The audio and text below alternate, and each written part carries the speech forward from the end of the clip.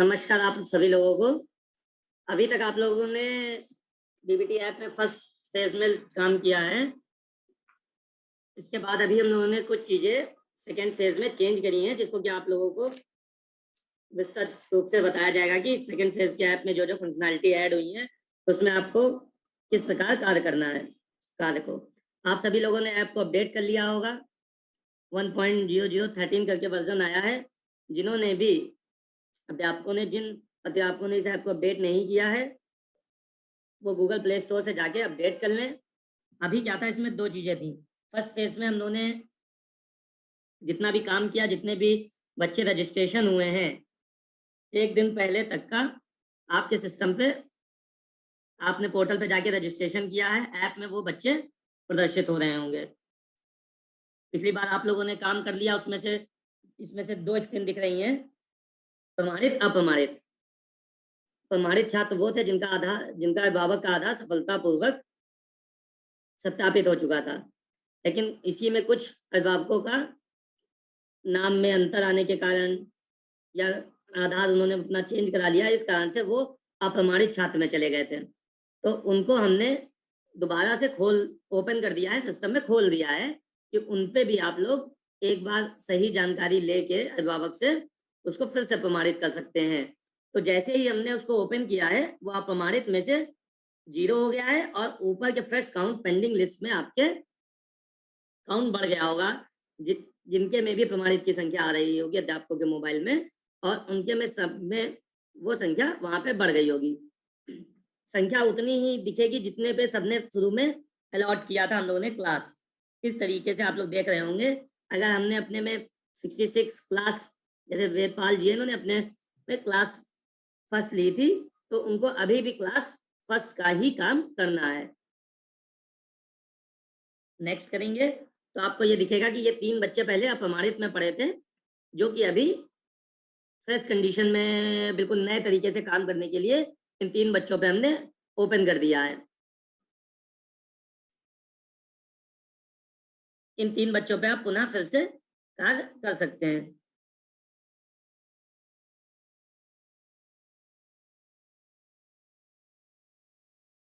इस पे क्लिक करेंगे, अंदर आपको तीनों बच्चों की पिछली बार की तरह सारी जानकारी मिलेगी।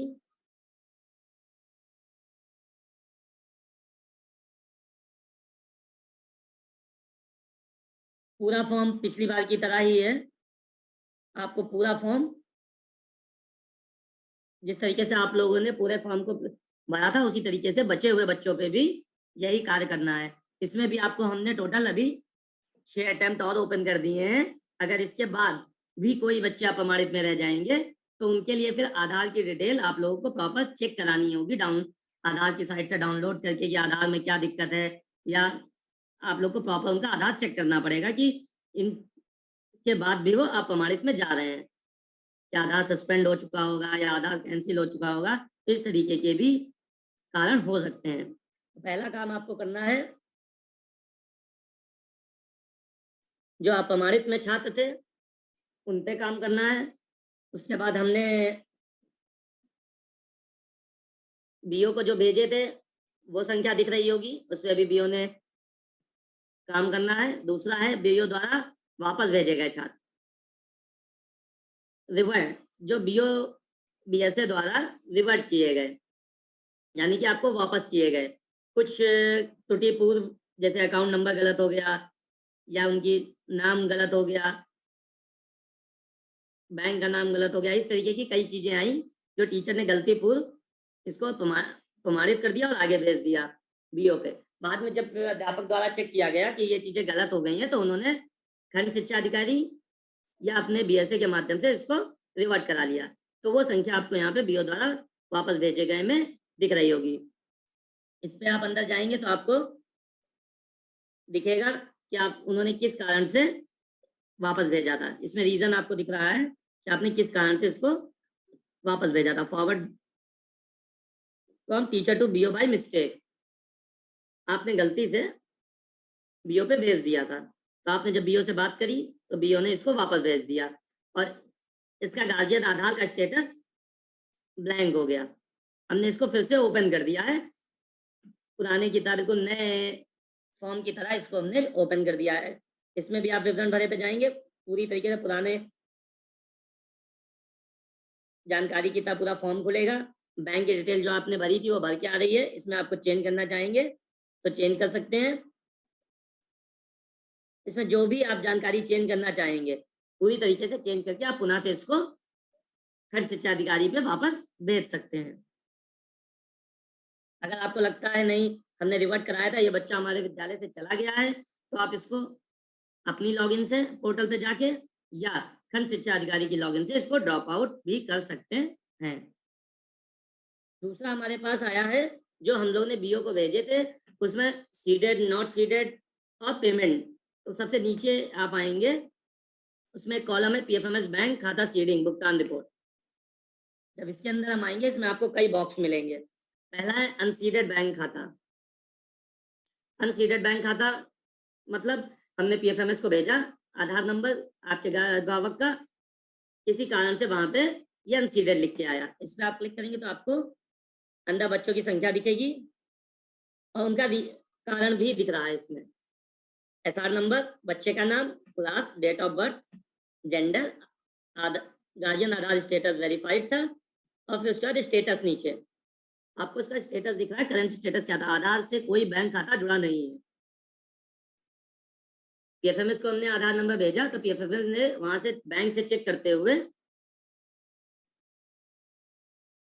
बताया कि इनका कोई भी बैंक खाता आधार से नहीं जुड़ा हुआ है।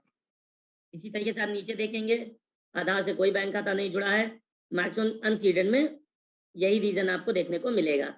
इसमें अध्यापक को क्या कार्य करना है, इसमें आपको अपने इन बच्चे के अभिभावक से बात करनी है। उनसे बात करके आपको इतना बताना है कि आप अपने आधार को जो भी बैंक खाता खुला है, जरूरी नहीं है कि कोई एक पर्टिकुलर कोई बैंक खाता हो जिसके आपने कोई भी उनका एक बैंक खाता हो जिसका आधार लगाया है यहाँ पे डीबीडी ऐप में, उस आधार को किसी भी बैंक खाते से जाके जुड़वा लें, जिसको सीडेड कहते हैं, कि सीड करा लें। बैंक में जाएंगे, अब बोलना है कि इस खाते को आधार से सीड कर दें और इसमें कुछ अमाउंट 100-50 रुपए डाल के इसको चालू स्थिति में कर दें। अगर अभिभावक को आपने बता दिया और अभिभावक से फिर अभिभावक ने आपको आगे बता दिया कि हमने बैंक में जाके खाता सीड करा लिया है, उसको चालू करा दिया है, तो आपको एक इस बॉक्स पे क्लिक करना है।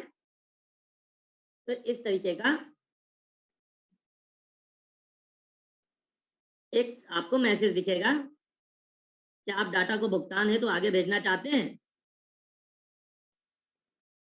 अगर आप हाँ क्लिक कर देंगे तो ये हमारे पास पीएफएमएस में भुगतान के लिए तैयार हो जाएगा। लेकिन इसको आप लोग तभी करिएगा जब एक बार अभिभावक से बात कर लीजिएगा कि उन्होंने अपना खाता में आधार लगा लिया है, खाते को चालू करा लिया है। इस प्रक्रिया को टिक तभी करिएगा, वरना आप बिना जाने समझे इसको पूछे अगर इसको आप टिक कर देंगे कि नहीं करा लिया होगा हमने तो बोल दिया था, तो ये फिर से आपको तीसरे फेज में भी काम करना पड़ जाएगा। जिनका पैसा बच जाएगा तो फिर तीसरे फेज में भी आपको यही काम करना पड़ेगा। इसलिए आप लोग अभिभावक से बोल दीजिए, वार्ता करके उन लोगों को प्रदान के, तो जिस तरीके से भी आप लोग को उनको बताना है बताते हुए कि इसको बैंक में आधार लगा लें और बैंक खाते को चालू कर लें। और इसको आप हाँ कर देंगे तो ये सीधे पेमेंट जाने के लिए इस बच्चे का तैयार हो जाएगा। इसी तरीके से आप आएंगे, सीडेड आधार बैंक खाते जितने थे उनके में आपको सफल भुगतान आ गया है।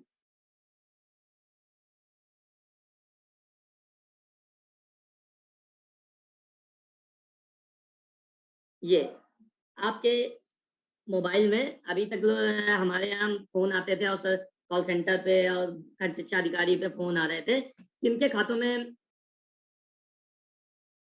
पेमेंट चली गई है, पैसा डीबीटी का चला गया है, ये नहीं जानकारी हो पा रही थी। तो आप लोगों को ये ऐप में जानकारी मिल जाएगी कि इस बच्चे के खाते में पेमेंट सक्सेस हो गया है, उसका ट्रांजैक्शन आईडी, अकाउंट नंबर और बैंक की डिटेल आपको यहाँ पे प्रदर्शित होने लगेगी कि इनके खाते में पेमेंट चला गया है। आप इस पर क्लिक करेंगे तो आपकी उनकी पूरी डिटेल, स्टूडेंट का नाम, date of birth, pin code, mobile number, payment success और उसके ट्रांजेक्शन आईडी, ये सब आपको पूरी विस्तृत रूप से जानकारी यहाँ पे प्रदर्शित होगी। इसको आप प्रिंट करना चाहते हैं तो इसको प्रिंट करके आप अभिभावक के व्हाट्सएप नंबर पे या उनको किसी के SMS के थ्रू या किसी भी तरीके से आप इसको उनको सेंड कर सकते हैं। दूसरी चीज, इसकी रिपोर्ट आप पोर्टल, प्रेरणा पोर्टल पे भी जाके आज शाम से पूरी लिस्ट निकाल ले सकते हैं कि कितने बच्चों के खातों में पैसा ट्रांसफर हो गया है, कितने बच्चों के खातों में नॉट सीडेड आया है, किस रीजन से आया है, कितने के खातों में पैसा सीडेड था लेकिन बट ट्रांसफर नहीं हुआ है। ये आप जाके प्रेरणा पोर्टल से पूरी लिस्ट निकाल सकते हैं। ऐप में आपको एक एक बच्चे का स्टेटस देखना होगा, पोर्टल पे आप जाके पूरी लिस्ट एक्सेल में, PDF में डाउनलोड कर सकेंगे। इसी तरीके से आपका विफल भुगतान, जिनका सीडेड तो आया और हमने पेमेंट भेजा, उसमें भी विफल भुगतान के ऑप्शन आए कि इनका पेमेंट फेल हो गया है, उसमें भी आपको इसी तरीके से पूरी डिटेल लिख के आएगी और उसमें भी आपको इसी तरीके से रीजन लिखा मिलेगा कि कारण लिखा मिलेगा कि किस कारण से पेमेंट फेल हुआ। उसमें आपको कई कारण है कि खाता ऑपरेशनल नहीं था, खाते में मिनिमम बैलेंस मेंटेन नहीं था जिससे कि माइनस में चला गया, खाता डॉर्मेंट था, या कुछ रीजन है, कारण ऐसे भी आए हैं क्योंकि क्रेडिट लिमिट, डिपॉजिट जो लिमिट थी वो खत्म हो चुकी है। जैसे जनधन के खाते होंगे या जीरो बैलेंस खाते होंगे, उनमें मंथली, क्वार्टरली, ईयरली एक लिमिट होती है कि आप इतना ही डिपॉजिट कर सकते हैं। तो कुछ खातों में ये भी कारण आया है कि लिमिट ओवर हो चुकी है, तो उसमें आपको या तो उनका खाता दूसरे बैंक में सीट कराना पड़ेगा या आपको बैंक से उनको उसकी जानकारी लेनी पड़ेगी कि ये किस कारण से आया है। तो इसकी पूरी लिस्ट आप पोर्टल से निकाल सकते हैं। इसके बाद इसमें एक आप देखेंगे तो एक ऑप्शन और बड़ा है, अपडेट गार्जियन कॉन्टेक्ट डिटेल। हम लोग ने यहाँ पे कॉल सेंटर के माध्यम से सारे गार्जियन को कॉल करा के उनको बताया IVR के थ्रू कि आप अपने बैंक खाते को, आधार को जाके सीड करा लें और उसको चालू रखें। लेकिन 30% नंबर करीब ऐसे मोबाइल नंबर मिले जिन पे की कॉल नहीं उठी, तो हमने इसमें आपको अंदर अपडेट गार्जियन डिटेल का ऑप्शन दिया है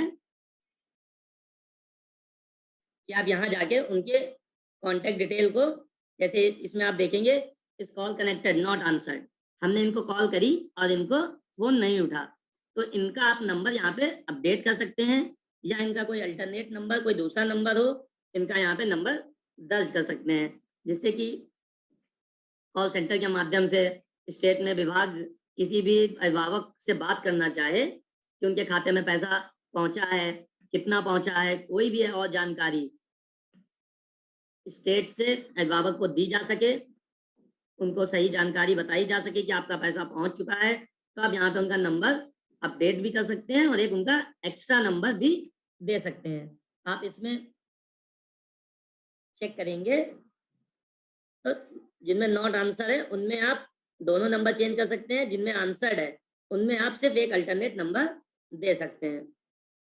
अभी इसमें देखिए करीब 30% नंबर ऐसे हैं जो नॉट आंसर्ड हुए, उनकी लिस्ट यहाँ पे आ रही है, तो आप इसमें उनके नंबर्स को अपडेट कर लेंगे। मोबाइल नंबर ऐसे हैं जिनमें कि हम लोगों ने यहाँ से कॉल सेंटर से भी कॉल करवाई तो उनमें मोबाइल नंबर स्विच ऑफ हो गए हैं, इनकमिंग सेवा बंद हो गई है, तो आप ये चीजें चेक कर सकते हैं।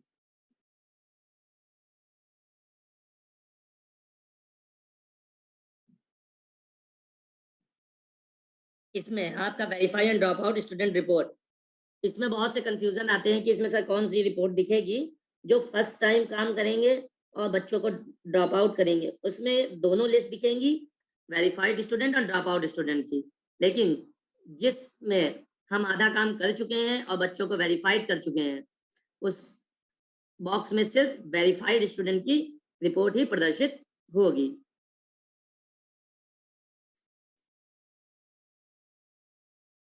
फर्स्ट फेज में और भी कुछ चीजें आप लोगों को ध्यान देनी है कि जो फर्स्ट फेज में काम किया, सेकेंड फेज में हम लोगों ने देखा कि कुछ सस्पेक्टेड बच्चे हम लोगों ने रोके थे, गार्जियन मोर देन 1 वाले बच्चे रोके थे, जिनकी सूची बीओ की लॉगिन पे